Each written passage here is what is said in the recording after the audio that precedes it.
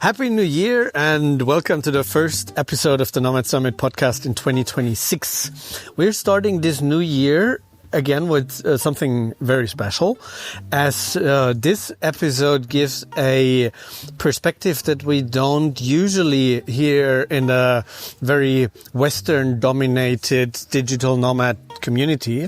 Today, Palle and myself have a couple of guests, actually a couple, that is branding themselves as the Chinese nomad couple. Welcome, Summer and Feng. Hello. Hey guys. Hello. How do we say welcome in Chinese? 欢迎. 欢迎. And we're sitting here together in Chiang Mai, where the four of us have met already a couple of weeks ago at a little event that happened here that was kind of building a bridge between the Chinese and English-speaking nomad community.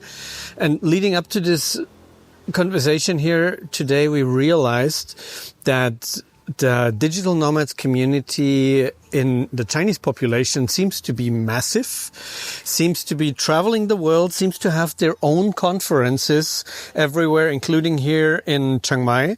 But there seems to be very little overlap with the international and English-speaking community. And that's what we want to have a little peek into today and explore a little bit. Like, what does Chinese nomad world look like, and what can we do to maybe build bridges and talk more and learn more from each other in the future?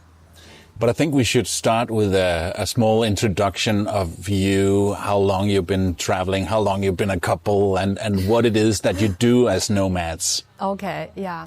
Well, that will be a long story.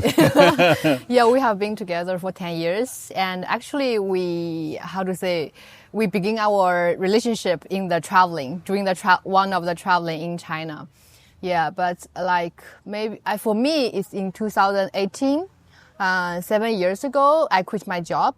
And then like 1 year later, in 2019, you quit your job. Yeah. And then Feng and I got married. And then we left Shanghai, one of the biggest cities in China. And then we started at that time, we just planned for 1 year full-time traveling in Latin America with a truck camper. Oh, yeah, that you got was a camper. Yeah, we got a truck camper. Yeah, so the original plan was just like, okay, to frustrated 9-to-5 workers get tired of their life and they want to find something new. So we went for the traveling. So for the 1 year, we want to drive the truck camper along the Pan American Highway. Yeah, our originally plan is drive our camper from Mexico to Argentina. It's called Pan American Highway. Yeah. Yeah, but how did you bridge the Durian Gap? Durian? Yeah, take a ship. Take a ship. Yeah. But actually, after we bought the camper, after we start our travel, 3 months later, the pandemic happened. Yeah, so we stuck in a small town in Mexico. Oh. Yeah. Yeah, and that's where the point we started to become digital nomad. Yeah, because before we just full-time traveling, and so we just used our savings. And when the COVID happened, so we got stuck in a very small Mexican town in the south part of Mexico. And at that time, we are just spending money and we don't know when we can travel again. So we are thinking about, okay, we need to do something. And at that time, in that town, there are some digital nomads there.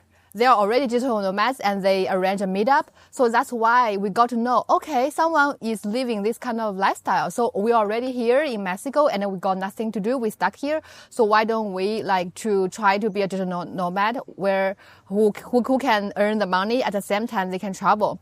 So at that time, Feng was a designer before. I mean, a user interface designer. So which is easy, can be transit into an online job. So he started to do freelancing design jobs. So I think it's quite easy actually in the beginning. Quite easy, yeah. So he already can earn money on the road.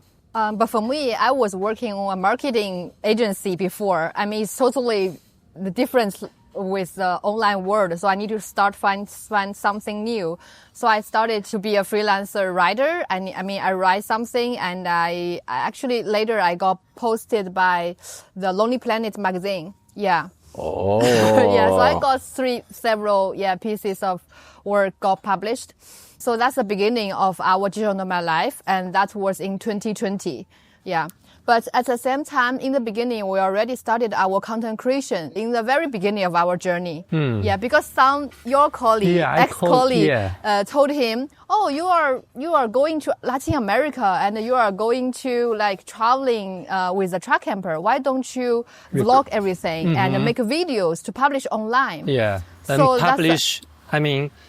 He told me if I publish on YouTube, I can have the income from YouTube.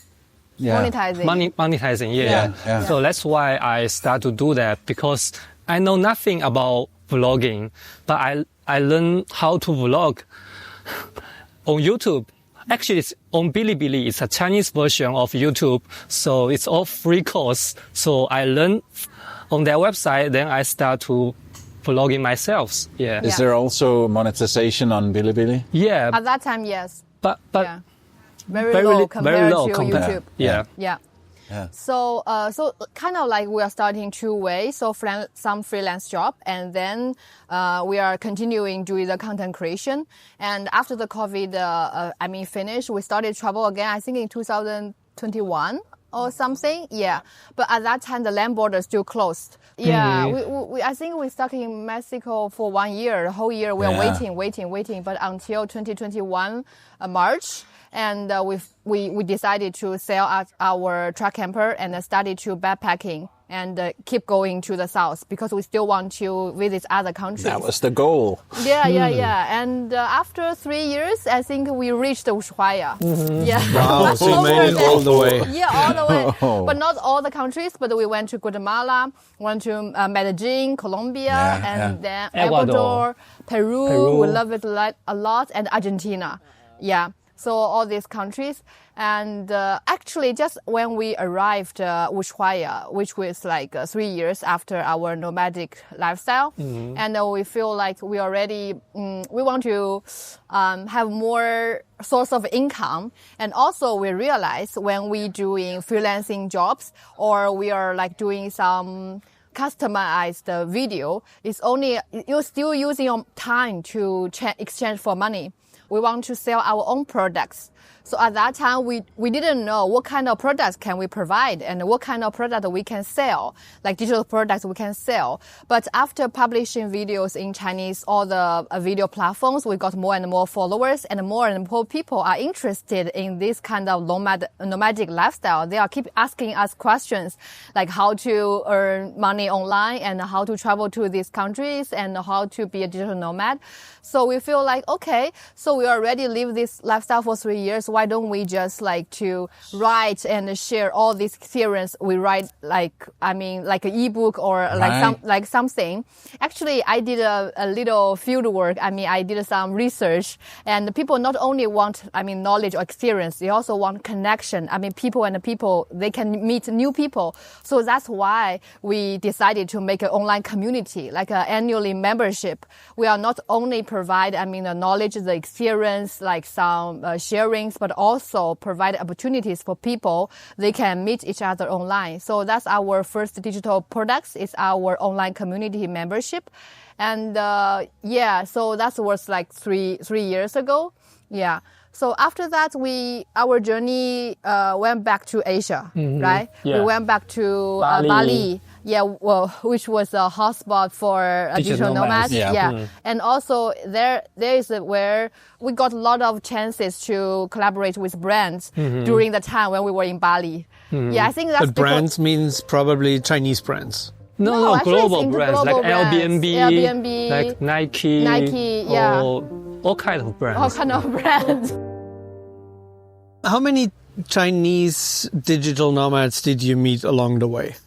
Wow, that's many. I think in Latin America actually almost very zero. Few, maybe those zero. There's less few. than 10, I think. Less than 10. Yeah. But when we were in Bali, I think maybe a little bit more. Yeah. When we come back to Asia, we meet more Chinese digital nomads. A lot of Chinese tourists also in Bali. Yeah. But I think the question is about, for the Chinese, they know this kind of lifestyle much later than the maybe Westerners. I think COVID is kind of like timing, more and more people, they want to leave the big city and they are looking for something new.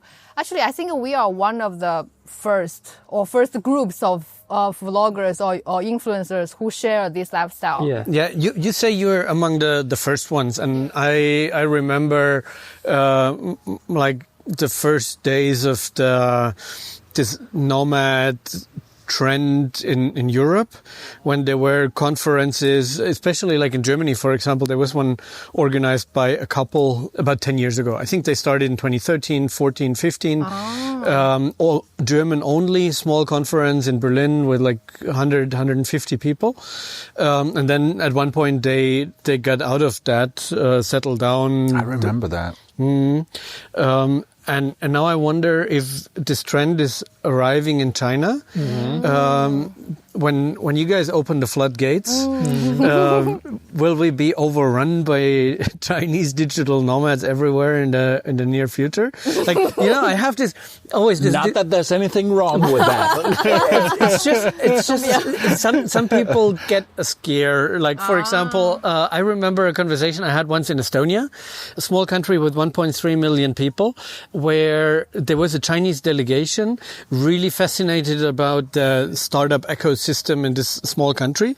And I think it might have been an ambassador of China who suggested that 1% of people in China should learn Estonian language. And then the Estonians in the room all got a scare freeze, because they were like, 1% of Chinese is more than we are.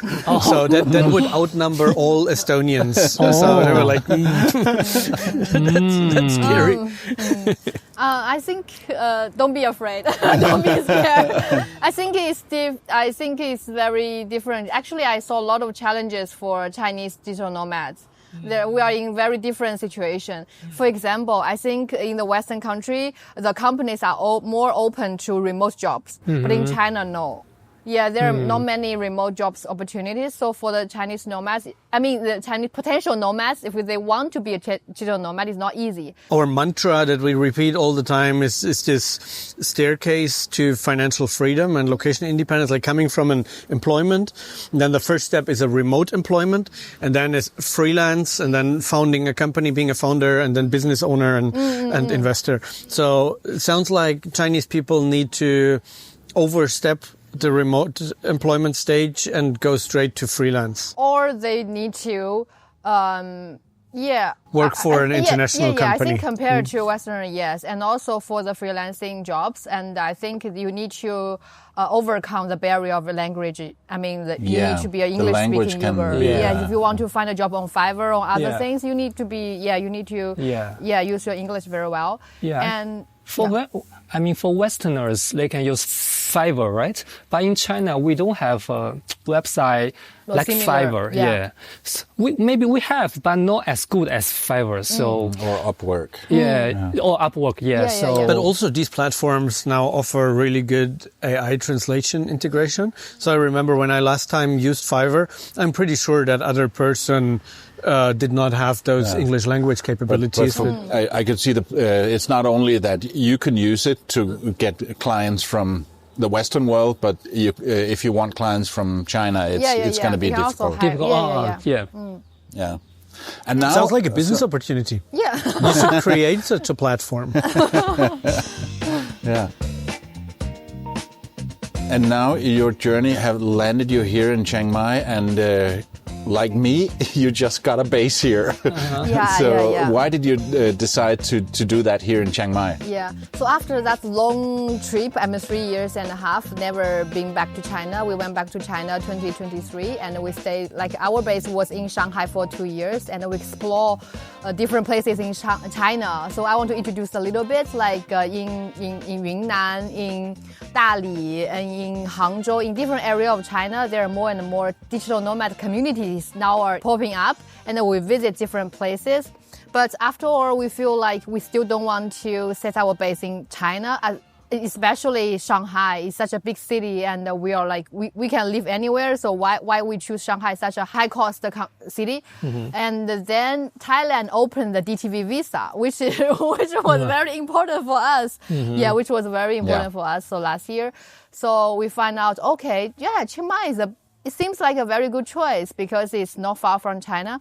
And also because right now our clients are still in Chinese people. So that's why we don't want to be so far away from our China, and also not so far away from our parents, right? I think not so far from our parents is the most important part. Because we have some options. We consider about like Mexico or Peru or Europe or Japan, but compare these different countries. For some countries, maybe the visa is not so friendly. And also for Mexico, it's too far from China. We prefer to stay in a country close to our family. So that's why we choose Thailand. And she just mentioned that Thailand has DTV visa, right? Yeah. And close to China. So that's why we choose to live in Chiang Mai. Yeah, because we still prefer like an international community atmosphere. Like Chris mentioned before, because we were traveling around for many countries, and when we were back in China, actually it's a totally different system. I found out when I was out of China, I used YouTube or different platforms, but I went back to China, my all social media resources are different. So I found out, I still want to, connect it to the global world. So that's why I think then we want to decide that we want to set a base in Chiang Mai. In the past 2 years, we also explored many Chinese cities in China. In China, I think there are some cities it's good enough to stay, like Dali. There are also many Chinese digital nomads. They live in Dali. And we also stay there for 2 months. And we really like that city, but it's very difficult to find international communities. So that's why we choose here, because here you can meet people from different countries. You can learn from people from different countries. So I think that's very important to me, because in the past 3 or 4 years, when we stay in Latin America, most of the time we stay with expats, right? Expats, yeah. We stay with the people from North America, and also we stay with the people from South America. So I like the feeling to connect with people from different countries. I think 5 years ago when I start my travel, my English it sucks. But now still not that good, but better than before. So I think it helped me a lot to talk with the people from different countries. Yeah.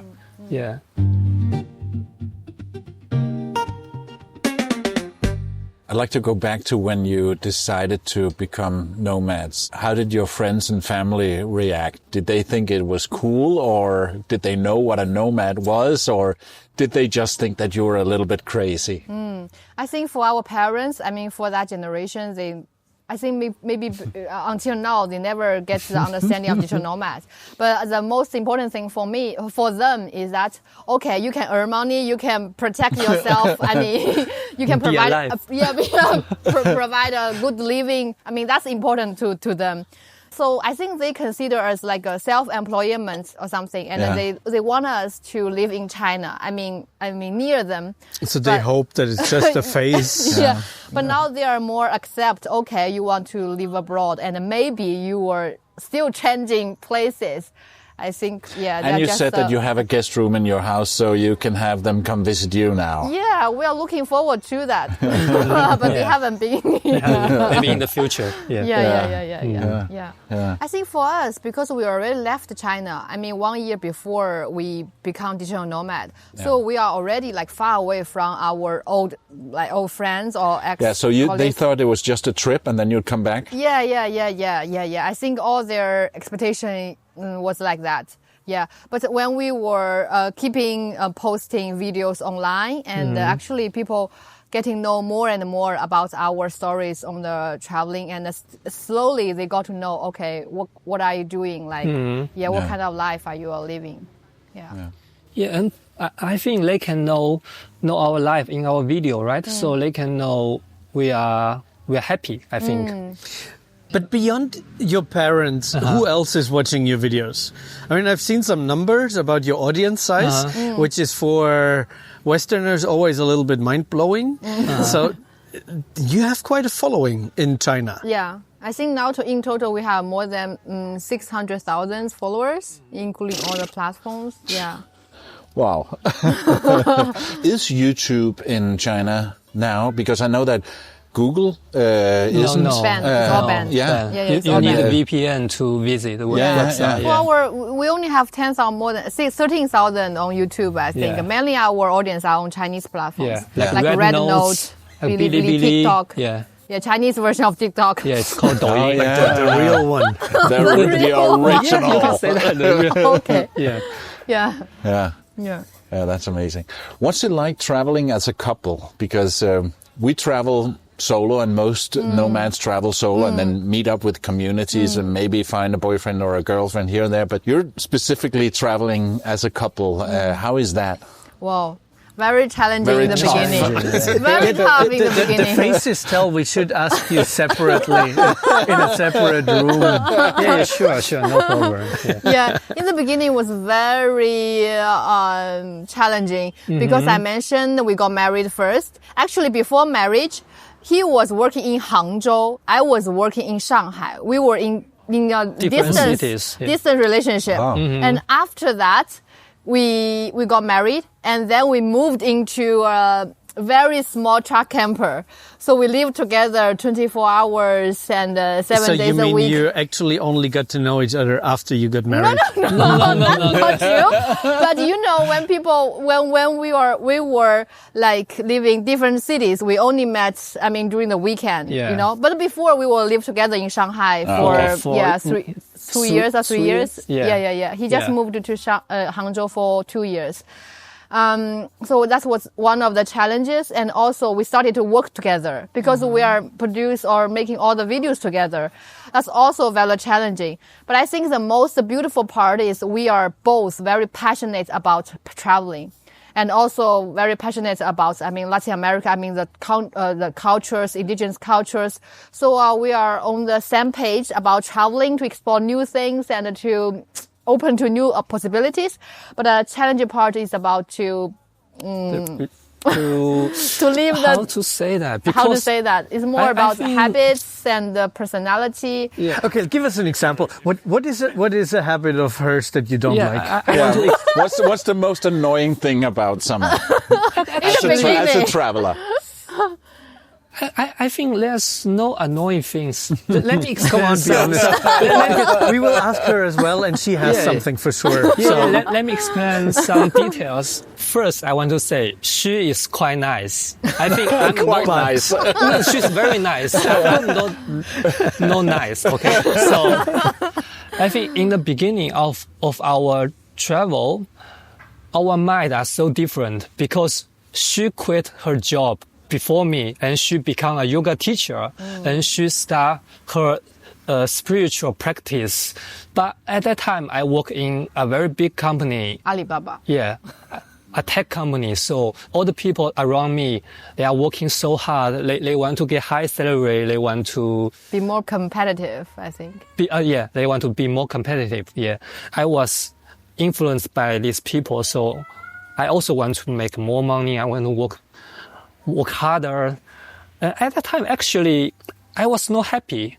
I burned out in that situation. You know, people work 996. Do you know what is 996? I guess from 9 in the morning to 9 in the evening, and that's 6 days a week.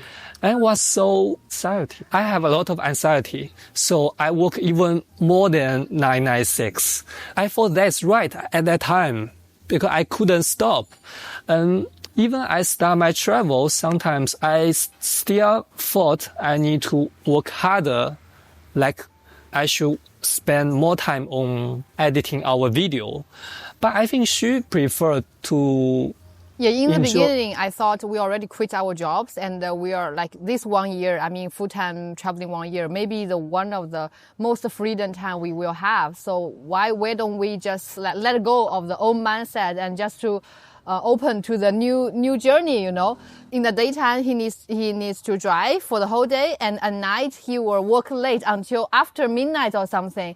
He always want to be better and to do a lot of works. Yeah. And he thought that was the right way to do, and he was kind of like blame me why you are so lazy, or kind of quote lazy, or you are why we are using we are spend our savings now. We don't have that much savings. Why don't you be more motivated to work? Yeah. I think at that time, even I quit my job, but I still trapped in my own mindset. That's a very interesting insight.